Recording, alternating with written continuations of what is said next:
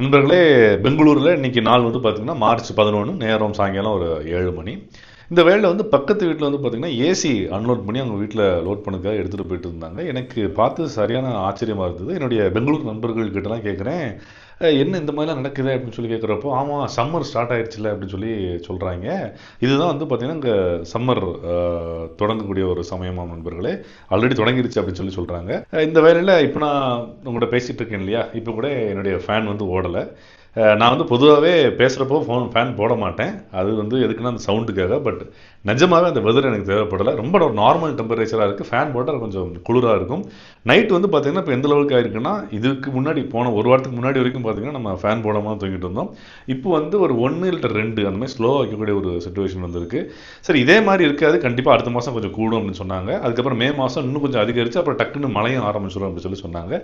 அதிகபட்சம் இந்த ஃபேனுடைய லெவல் வேணால் ஒரு 5 லெவலுக்கு வேணால் போகும் அப்படின்னு நினைக்கிறேன்.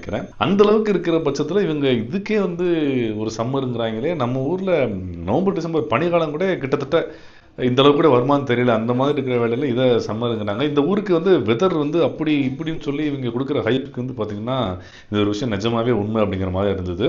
அதாவது இன்றைக்கி நான் லேட்டாக ஆஃபீஸ்க்கு போனேன், ஒரு 11 மணி.